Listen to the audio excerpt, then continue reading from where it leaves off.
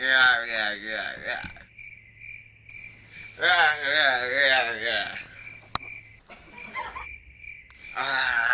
see, Rob.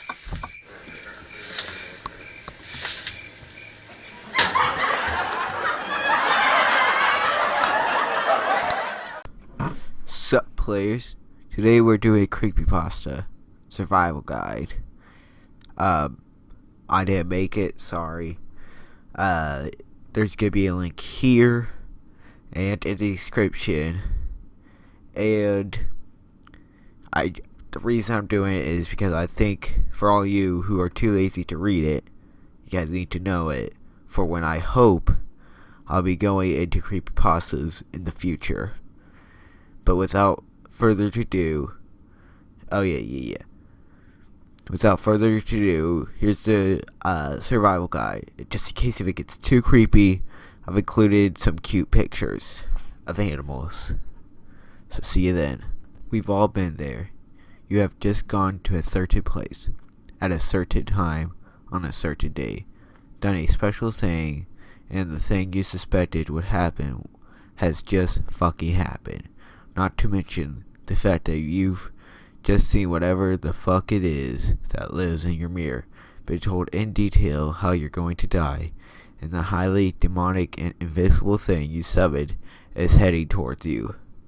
Also, your family is dead, your friends are all missing, if you've been framed by someone with access to your bedroom.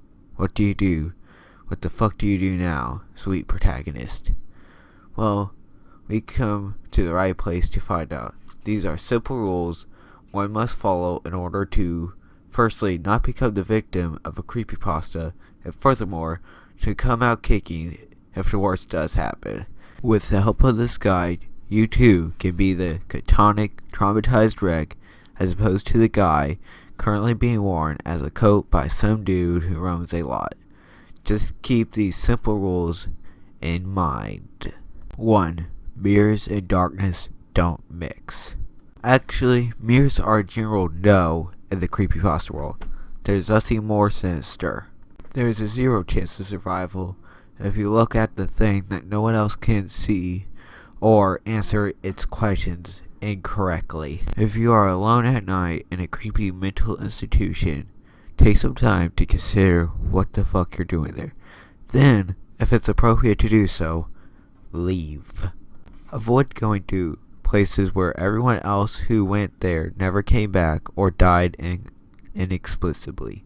If someone stuffs your vehicle at night, ask to come with you is probably in your best interest to politely decline.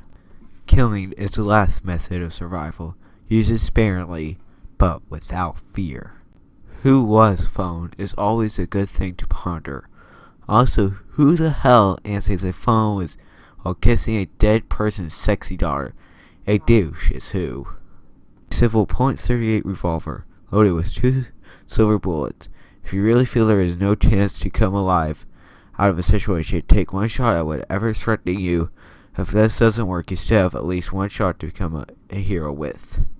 Area 51 is simply too well guarded to let you get in, or let any alien get out. When going to a hotel, try to steer clear of unauthorized areas. If you couldn't resist, but you saw a red thing, take some time to consider the price range and hotel standard on your next visit. Have you ever stayed at a haunted Hilton? When booking your hotel stay, TripAdvisor can be an invaluable tool in deeming whether your choice is to see a multiple murders, full of dead people, or built at the mouth of hell. Local newspapers can also be helpful. Invoking demons, speaking weird languages, and performing rituals of any kind is considered dangerous. Refrain from doing that, especially around abandoned warehouses, churches, psychiatric institutions, forest, and your home in front of a mirror at night. When going to a new area, environmental understanding is a key to survival. Ask around for cursed places, legends, dangers, and other details. Listen to the local people's advice. And don't be afraid to ask if you're unsure of which attack/disappearance are paranormal and which aren't. Always have a Bible next to your bed.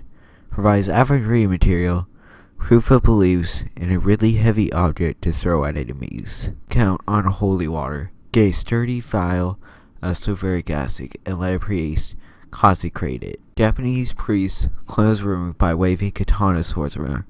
Their ritual is 100% effective on corporeal forms. If you find 666 messages on your phone, mailbox, email, etc., consider changing the cell service provider. Also, don't bother listening/reading the messages. It's spam. Extradimensional possibly, but spam nevertheless. Old pharmaceutical companies can't help you unless you specifically need blood of the innocent, snake oil, or radioactive syrup, which is never. If you need to sign in blood, you do not need to see. All mainstream governing bodies will accept contracts signed in ink. Bear this in mind if offered a deal that seems too good to be true. Lighthouses are dangerous. Avoid them at all costs. If you work at a lighthouse, consider a career in insurance sales or veterinary care. There is simply no reason to listen to music that causes suicidal tendencies or to watch films that has strange/disastrous consequences. If you like to plan ahead and have some money, buy your auntie and uncle a house in Bel Air. Nothing can harm you there, no matter how scared your mother is. Secluded, untouched places and old buildings are left untouched for a reason. Pioneers never say die, but in fact they do have an unusually high mortality rate.